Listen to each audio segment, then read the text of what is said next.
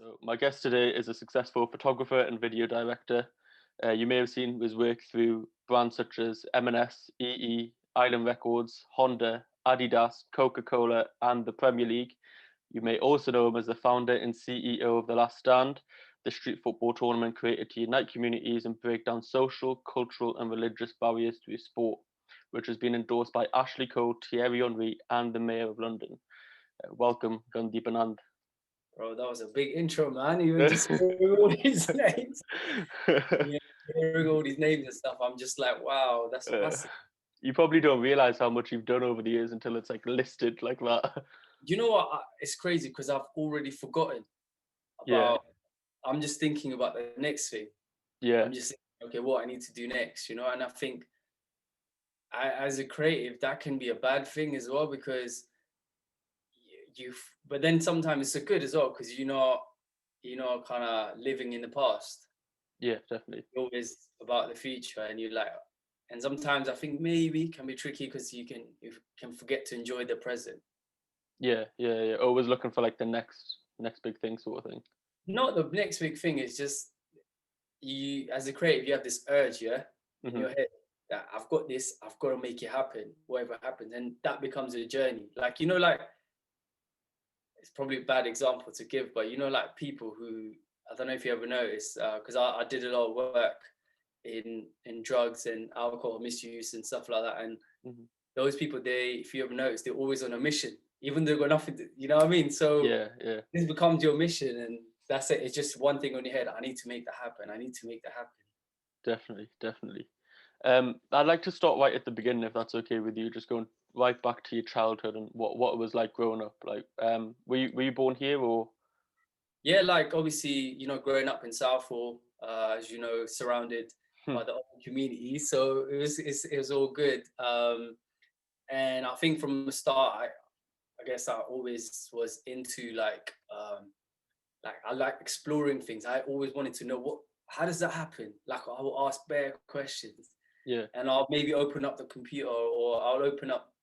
I just want to know, like, if there's a controller, what's inside it. I'll start opening up. So obviously, parents will lose their heads because they're like, this guy's opening up everything.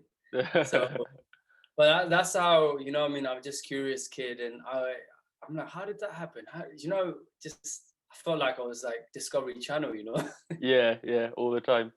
Yeah. And were you always into sports as well? Because I know, like, Yeah, through. 100. I mean, sports is one of the reasons that kind of kept me away from the bad side of things. Like if I look at a lot of the friends I grew up from school, or let's say the people from my school, like now where they're at, Mhm. and I think even during college times, I think what really helped me was sports. So I was quite into badminton, and I Okay. was playing for my county. I was represented in the youth games and stuff like that. So I think my dream was to play in Olympics, but obviously it was so expensive to train. You're 14 and they're asking you to go from London to Milton Keynes 3 times a week. You Yeah. can't afford to do that. So I like picked up football like at 16, so it was crazy. Oh, really? That's quite late to pick up football, to be fair. I thought it was a lot earlier. No, no, no. I was playing it, but not like play how I was playing badminton and stuff. Obviously, I'm never going to be a professional player, but that's when my passion kind of thing. Because I was like, bro, football's free. Like, I just need a ball and Yeah, I can play. Whereas definitely. badminton, you need this, you need that, you need to this. And I was like, forget that. And you end up doing like coaching badges in football as well. Yeah, yeah. So obviously, I went to college and I went to, after college, I think I went to uni and then, hold on. I went to college, I took a gap here. I was doing loads of work. Bro, I've done so many things. It's crazy. Then did this like loads of charities, helping raising money for them. Then after got an apprenticeship. Okay. So and then obviously that's when the recession happened, and I was like, shit, I want to do something I'm passionate about. Everyone got made redundant. I thought I was living the life. I had my own office, my own line. Yeah, yeah, So it was crazy. I was enjoying gas pipes in Chile. I thought it was amazing, but yeah. I guess it's probably not now. Was that I'll back in probably 2008? Yeah, 2008, Right. 2009.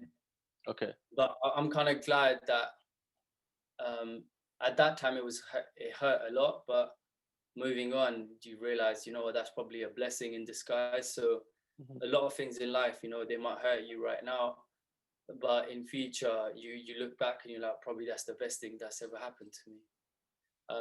So yeah, man, literally from that, I wanted to do something I'm passionate about, which was football. And then, yeah, I just started volunteering in local communities, estates, schools.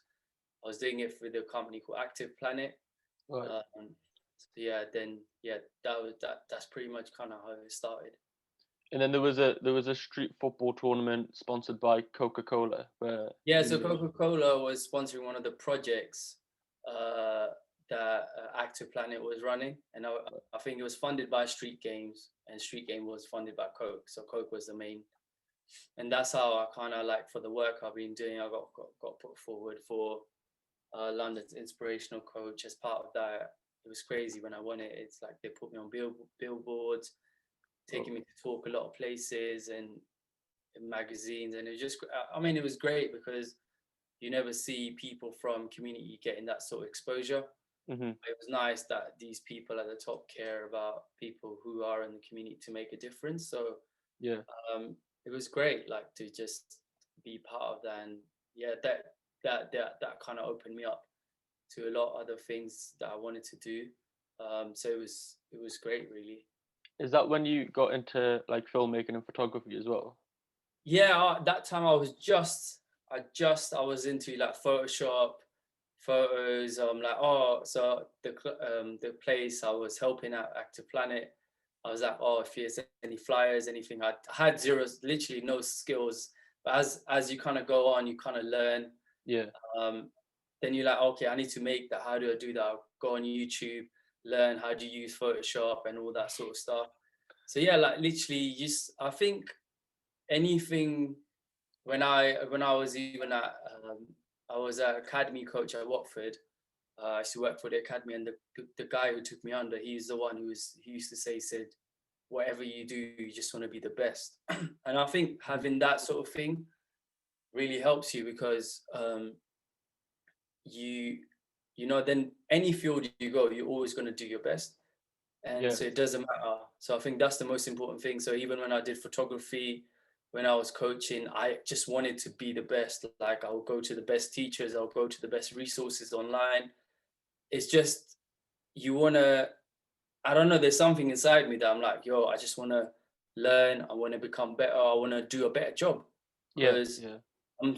I'm helping some people. If I'm a coach, I want to make sure I'm the best coach, the kids are getting the best education possible, So it's a duty, it's a responsibility. So yeah. Definitely. Definitely. And then after the football tournament sponsored by Coke, is that when there's like a funny story that you said that you had when you and a friend wanted to buy some camera equipment for him rapping? Yeah, so it's my friend Chris. So he wanted to be a rapper. He was a really good writer, actually. If he's watching this, I'm sure I always tell him he's really talented when it came to writing, and his name was C Writer back then. So we were like, he wanted to be a rapper, I wanted to be a filmmaker. And he was like, okay, why don't we do this? Like, you buy the camera, like we got halves on it. But long story short, when it came to, he used all his money to buy the equipment, so he had no money, and we told the guy from Gumtree we're gonna buy this, and then luckily, I don't know how, I managed to scoop out the money and buy the camera, and I think I was broke for the next 3 years after that. So this was like proper, like a really well. I bought a DSLR, like, meant to buy a big DSLR at that age, Oh. and this is when you first started out. It was a big risk. I only had one lens, so my mate was like, why don't you do some photography to kind of make some money, like so we can buy filming equipment, because to make videos you need a lot of equipment. Yeah. So yeah, literally then yeah, man, like I started doing photos and started putting it on social media. At that time it was only Facebook, Twitter, Yeah. that Yeah. sort of stuff.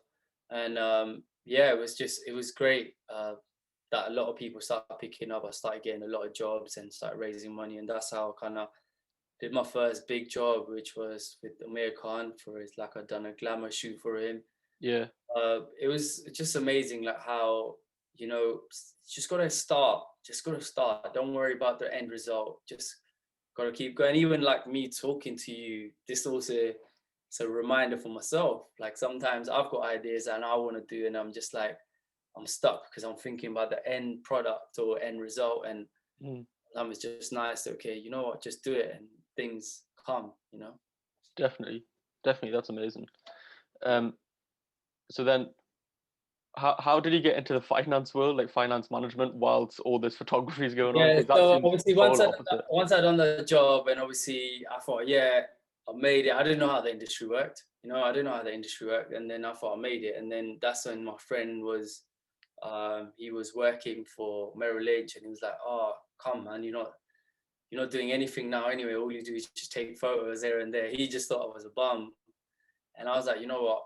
I always used to read City AM, and then I was like, you know what?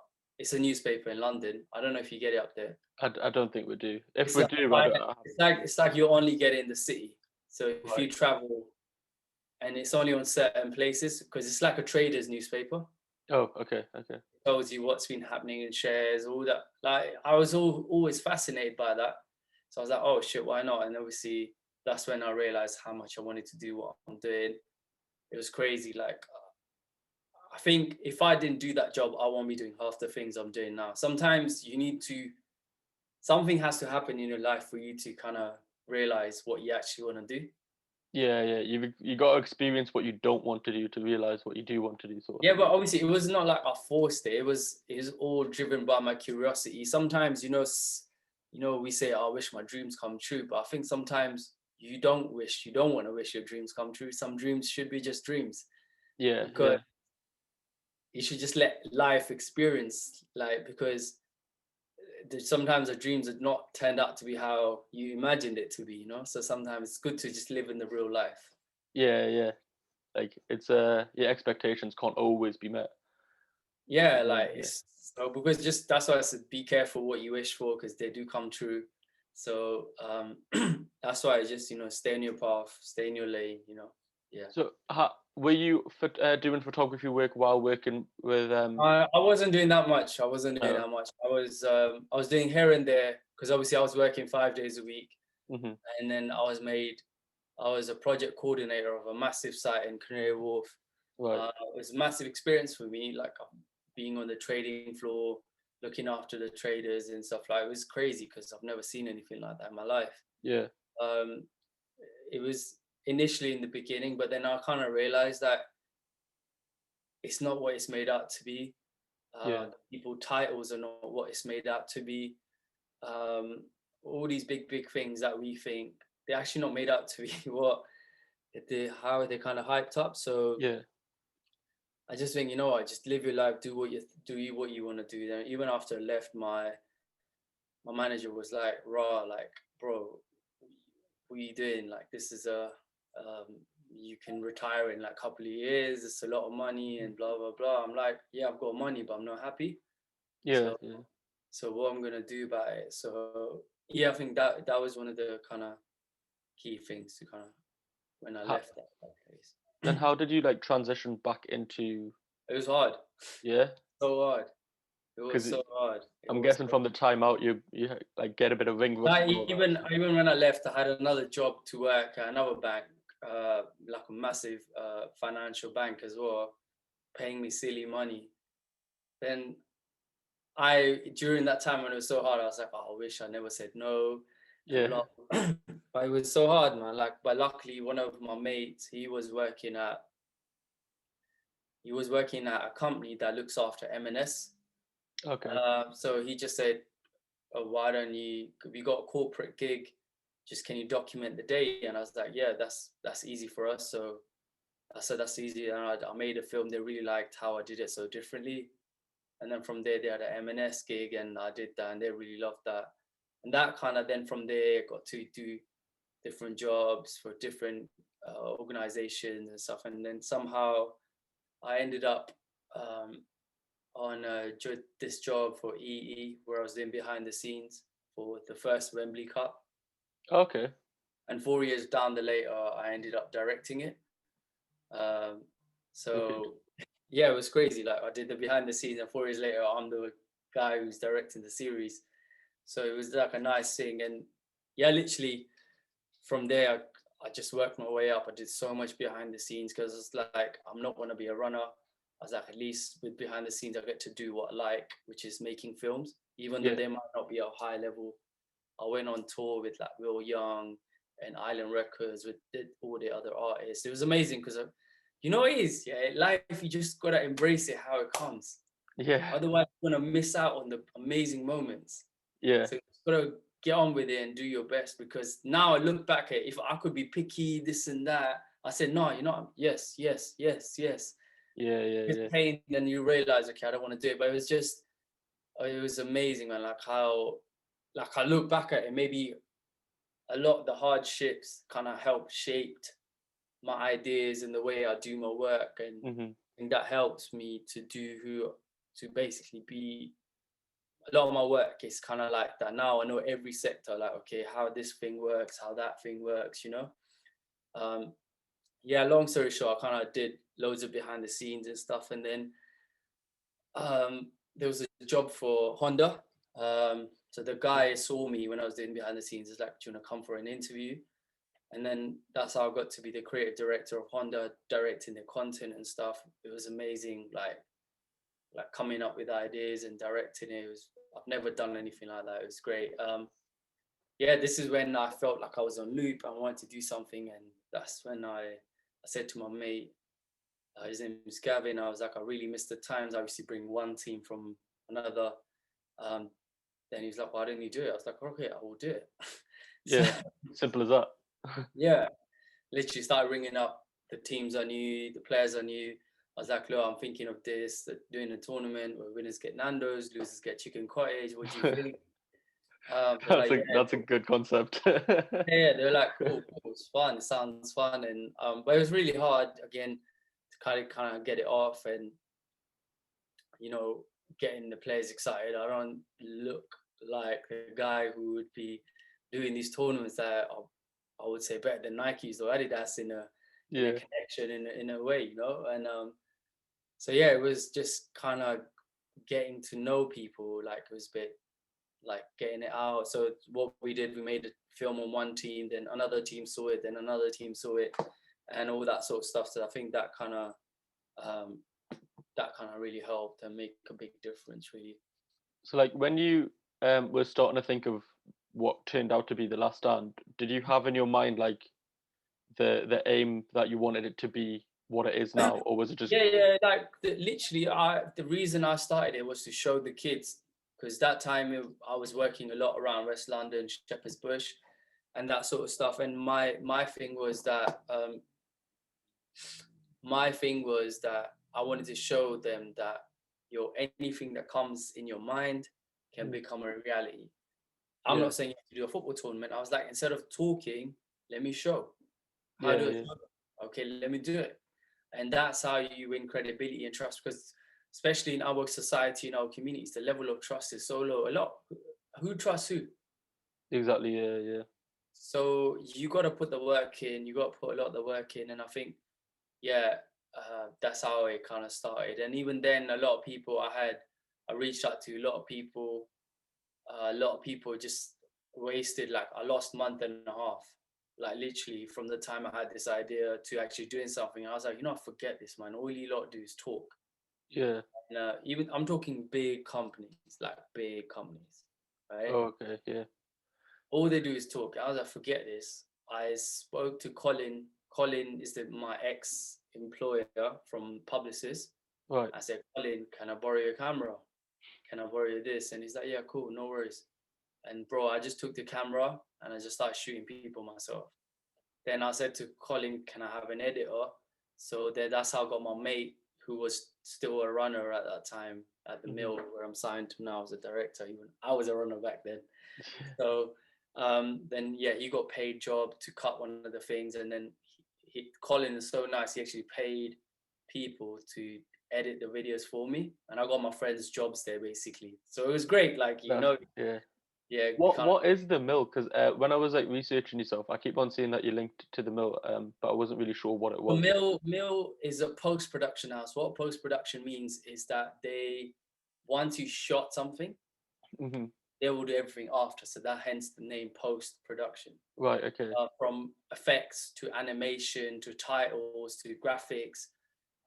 Now they have a Mill Plus. Mill Plus is the production arm where you have an idea, they will bring your idea to life, like making films or whatever it is. So I'm signed as one of the directors now.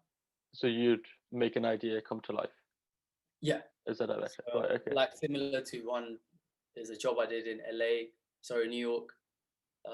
It's through them. That's my first work about bone marrow charity and stuff like that, where the client came, said we want to raise awareness amongst Asian and Black people.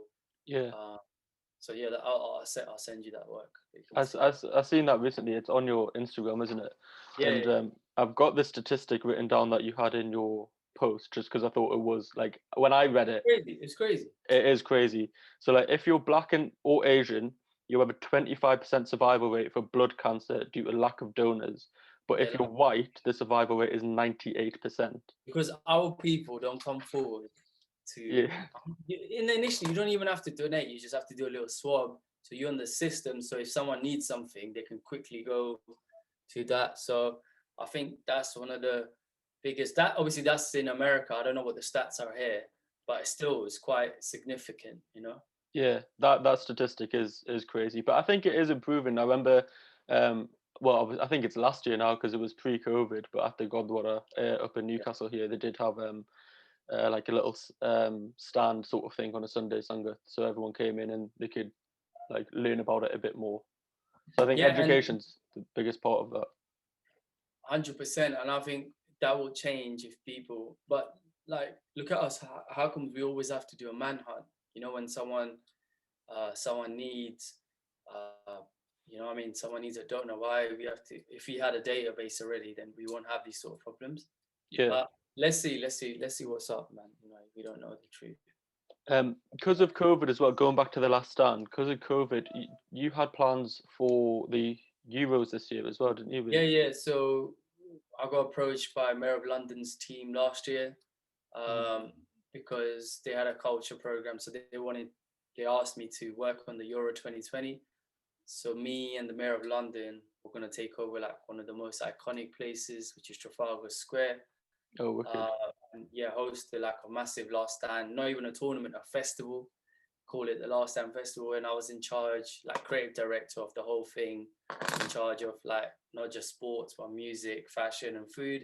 So we were going to bring different cuisines, different talent, and especially it's a massive platform for a lot of artists as well. Yeah. And painters and people who enter the art. That's the biggest canvas, you know. So it was amazing, but obviously because of COVID, it got shut down, and I think it probably got cancelled. I don't know if they're gonna.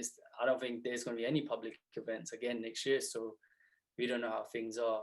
Oh, really? Oh, that's. I was gonna ask if it was gonna get done next year instead. I don't know. We might do. We're working on something now for next year. We're speaking to different like broadcasters and stuff like that, but doing something. But I think there is. Let's see. No one really knows what's happening and what's going on. So, but I think the good thing is that anyone should do is just stay present and focus on what you do, because it's so easy to focus on what other people are doing, what the news is doing. Yeah. Their job is to just tell you something, right? It's up to us if you want to listen or not, or do you want to tune in.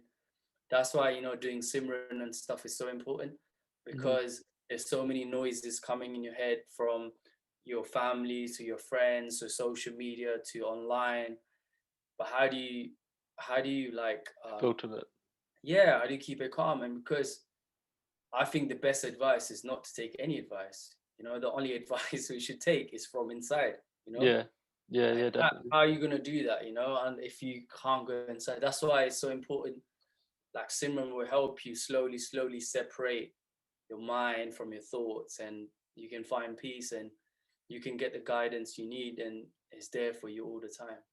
It is interesting because now, like, as like modern science and technology comes to like fruition, we're finding out all these like techniques that we already have in Sikhism from like hundreds and hundreds of years ago. And it's for everyone. It's not just for brown skin. It's not just for people with beards and turbans and who go to religious places. It's for everyone. It's because mind. What does mind? Like seek means a learner, right? And anyone can be a learner. Hmm. So it's the knowledge is universal. It's for anyone who needs it, and it's for free to Yeah. make your life a better place. And you can have a prosperous, happy life and a peaceful life. And then you can, at the end of the day, it helps you find your life purpose, because a lot of people go searching all their lives and they still don't find their purpose.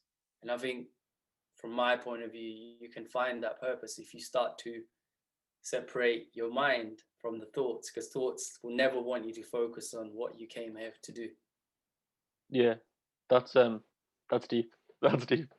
Um, so after the last stand, just going back to Oh, that. the first one? Okay, yeah, sorry. I No, kind of well, no, it's more so like what you've been doing recently, to be honest, because I've seen that I first came to see your work through the last stand on BBC, because they did a piece on it, and now you have a show on BBC Sport. yeah. So just talk to me about that. What is it? What is Yeah, the so show about? obviously, during COVID and stuff, what happened was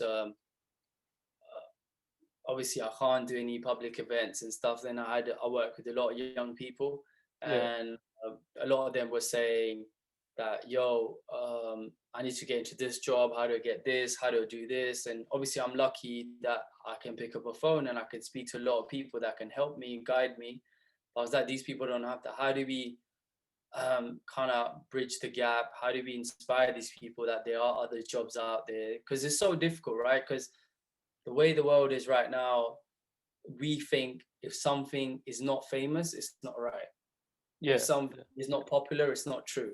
hmm, And that's really wrong. That's really bad. Like how are we putting truth against popularity? They're yeah, both separate spectrums. And I think that's the problem with a lot of the people right now. Is just they're just doing everything to be famous or doing stuff, but sometimes it's important to just do things which are right to do, and everything comes. And there are so many companies out there doing amazing work, but you might never know about them, and they're happy doing they're enjoying what they're doing. So the whole thing was to kind of bring different spectrum, different things in sport. And I kind of spoke to Amy from BBC Sport, and I said, "Yo, Amy, I want to do this." She's like, "Why don't you do it with us?" I was like, "Okay, let's do it." And yeah, a lot of the things I do is similar. Just literally, I want to do this. Oh, you want to do it? Let's do it. it Literally, that's how it is. it seems like you hear a lot of like motivational sort of people saying like for 1 year just say yes to every opportunity and you'll see how much you grow. But it sounds like you've been doing that pretty much all your life. Yeah, no, obviously, I don't say yes to everything. Like I said, I don't say yes to everything. It's something that I feel strong about, something I feel Hmm. passionate about, something I feel which actually will provide value to the society. Those are the sort of things that they are always in my check. That's like my checklist. Yeah, right, That's okay. something ticks that, and I'm down for it. And obviously, I've got to be available. I have time to do it, but yeah, Yeah, those are the sort of things I'm kind of down to do. But like I said, bro, the main thing is you hear so much advice and so many things. Like I said, best advice is don't take any. yeah. Just find Just it within do- yourself. yeah, yeah, yeah. Like learn from it. Hmm. Like you can hear it and see whatever. Like I just think a lot of information confuses someone as well. Sometimes it's just good to experience life, you Yeah, know, yeah, go through it and stuff like that. And then like I said, when you start doing Simran, you will start knowing what's right, what's wrong. Is this the right thing to do? It's not and you get the guidance within, and that's the pure and ultimate guidance. yeah. And going off sort of the religious route as well. So during COVID, you partnered up with the Guru Manyo Granth Gurdwara and Yeah. to help out with food parcels. So just talk Yeah, about it was, yeah, 100%. Obviously, that Gurdwara is doing amazing work, just like all the other Gurdwaras as well. mhm. Everyone's doing amazing work, but the scale GMGG was doing, it was mental, and like being able to experience that. They delivered over like 1 million meals in 90 days. Wow. Just being able to be part of something like that was amazing. I've never experienced. Like I think that couple of months changed me as a human being. Yeah. Uh, Changed me a lot in the way I'm doing stuff, and made me realize a lot about life. So I'm grateful that I was lucky to be part of such a project. Mm. Man, just seeing people's faces, and then, you know what? Sometimes it's so easy to kind of get consumed within the media, and you forget about reality. Now you're seeing real people who are suffering, and you bring in the package, you bring in the food to the families, to the kids, and like what it means to them. And then you realize, man, what it means to be a human, you know, like, Yeah. and like the value of life, you know, just it's the most humbling thing ever, I swear to God. And it was an amazing experience as well. Like, I'd never driven vans and stuff before, and I've been able to do that. And it just shows when people come together, anything is possible. So it was great to see so many people as a support from the Sangha and people, everyone around, different, like they were working with over 150 charities, Mm. delivering food to them. I don't know how, whenever we need stuff, some Arctic lorry will come with hundreds of tons of food. And like, I've never experienced anything like this. And I don't think I will ever see anything like this again. Yeah, it is crazy. I think like during COVID, I think they posted a YouTube video, the Godwara, GMGG, of like Yeah. their grand opening, and I'd never seen the Godwara, but prior to that point, Yeah. like after COVID finishes, like me and my family will watch it together. Like that's like on the bucket list to go to that specific Godwara, because I didn't even think a Godwara like that existed in the UK. Man, I think a lot of the people there, they really, really genuinely care on to help people change their lives, to help them with whatever they need. And obviously, they do so much for the young people, the society, the elders, anyone. And obviously, I think the heart of it is the teachings of Guru Granth Sahib Ji. You know what I mean? Yeah, And they're the universal teachings. It's for anyone. Like I said, it's not for brown skin. definitely. It's great, man. Like, and I think there's a lot of love there, and a lot of these people are professional people. You know, they got full-time jobs, and they still sacrifice their times to do a lot of these things. So, and I don't know how they do it, but it's, Yeah. it's amazing. So if it's okay with you, we'll just finish up with some quick fire questions. Just like a few just to sort of cap off the conversation. Sure. So what are you most proud of so far?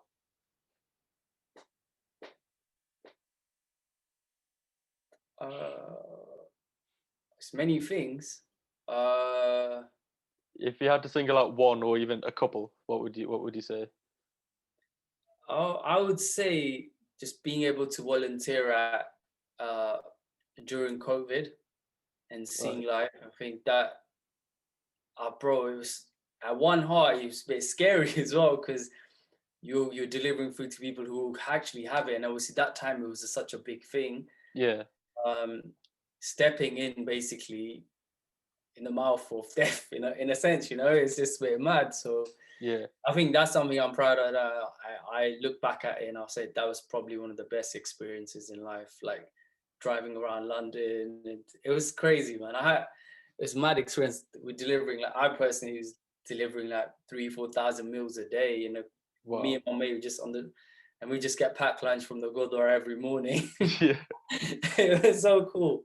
It was so cool. But yeah, I think that's one of the things I would say proud of, and obviously last stand as well. Because when I look back at it, how we done national tournaments, different cities around Europe, it's just I don't know how I done it as well. So it's crazy. So that goes into the next quick question. To be fair, is what's your favorite memory of your career so far? So I'm guessing it is the last stand. Yeah, 100% last stand, because again, it showed me like when you have good intentions and you want to make a difference, how people come together. Hmm. And it just excites me. I get to work with the best brains in the creative industry to work on stuff like this, and also being able to give people who never get opportunities, give them jobs. And it's exciting because, like I said, no one gave me like a break. I had to kind of work here, force it. So it's exciting if I can do that for other people. 100%. What are you most looking forward to? Oh, forward to? Mm. Uh, uh, I would say There's many things, man, in life or work or Anything, up to you. Do uh, both if you want to separate them. You could do one for each. yeah, I'm looking forward to in life is like obviously, you know what, there's many things. Then when you come life, talk about spiritual life or what, you know what I mean? So I would say like, I'm just looking forward to the next phase of The Last Stand because it's going to be so exciting. Working not just with like boys, but also girls in football and stuff as well. Yeah. So giving them a platform, giving them a voice. I think those are the sort of things, and I'm so excited to kind of collaborate with amazing people to make a difference in society, especially amongst young people and tackling social issues. And I think those are the sort of things I kind of get excited about. And obviously the most exciting thing is like being able to create, being able to bring your dreams into reality. I mean, those are the sort of things like really take you away from all the problems. I think when you're productive, when you're making stuff, that just, oh man, like you actually don't care about nothing. You know? It's the best thing, making stuff, make, go create something, do something. Don't worry too much, or 5 people are gonna watch it or 100 million people are gonna watch. Just make it because you can. Yeah, that rings true to me so much. With this being the first episode, like that, yeah, that hits home definitely. What's your biggest motivation?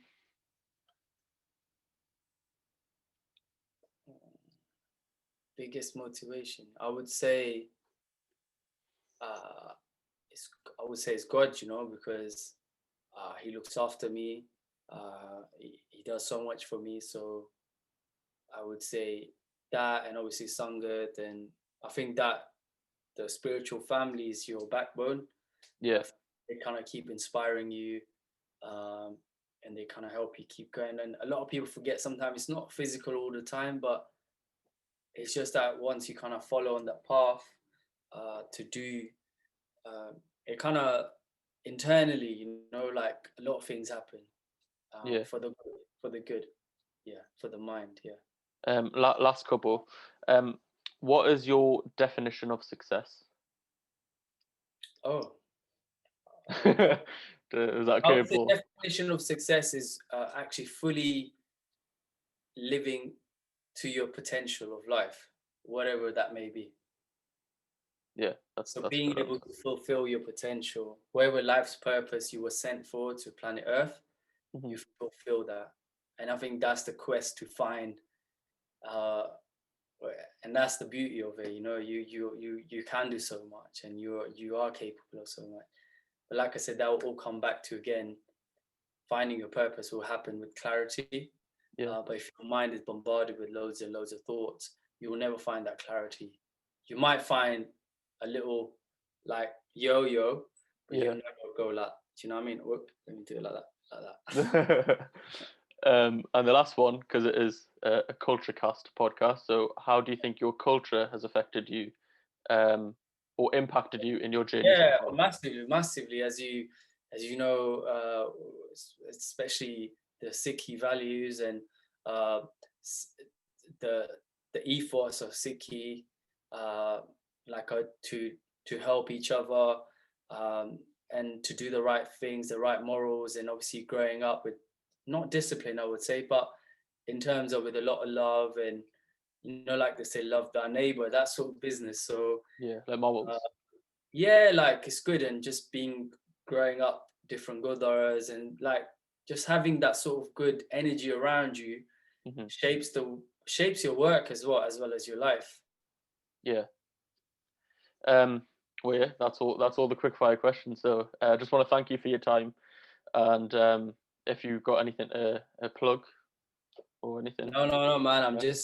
just like I said to anyone, just don't listen to too many people. Yeah. Listen to the inside. Listen to inside. Yeah. Do your Simran, and like obviously everything will open up, everything will change. You have to put the faith in, you have to put the work in, and there is no magic stick that I'm looking for, that you're looking for, that everyone else is looking for. There's nothing like boom, you'll change. Yeah. You just have to focus on right now and that's where the beauty is. That's where the amazing things are. We just have to be present and just put the shift in. Yeah. Well, yeah. Again, I just want to say thank you for your time. I reached out to you on Twitter, and we've never spoke before, and you gave me the time of day, so I am really appreciative of that. No, no, man, cool. Like I said, man, a lot of people, you know, they never did the sort of thing. So, and I was like, you know what? No one gave me a chance. So I was like, bro, let's just speak in it. What's it called? It's like an hour of a time. Why not? Yeah, it's a true testament to your character more than anything else. No, but you again, like I said to you, you just said, yeah, I'll do it. Whereas other people like, oh, I can't do this because I'm busy. I'm like, bro, I'm trying to help you. Yeah, yeah. You know what I mean? So I don't want to be, like I say, I don't want to be around that sort of energy or people where just they're like bougie. You know what I mean? So, yeah. I get you. I get you. I don't need that. I see a lot of them all the time. So Yeah. I'll leave all of your links and stuff in like the description. Yeah. Again, thank you for your time. no worries, man. Thank you for doing it. Good luck, man, and good luck, and keep it up, bro, because it's important. And like I said to you, don't let anyone ever tell you, because everyone's done it, but have you done it? Hmm. That's the main thing. So you carry on and just reach out. And one thing I forgot to say is momentum's everything. So don't ever forget that. Once you Yeah. got momentum, you got everything on your side. So sometimes just make decisions like, oh, that'll help you build momentum to get you to your goal, wherever that may be. Yeah. Amazing. Amazing. Cool.